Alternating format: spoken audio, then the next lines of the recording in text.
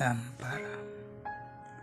Lampara ay iniregalo ito ni Simon sa kasal ni Paulita at Juanito, at pinakita ni Simon ng isang napagandang lampara na kinamanghaan ni Basilio.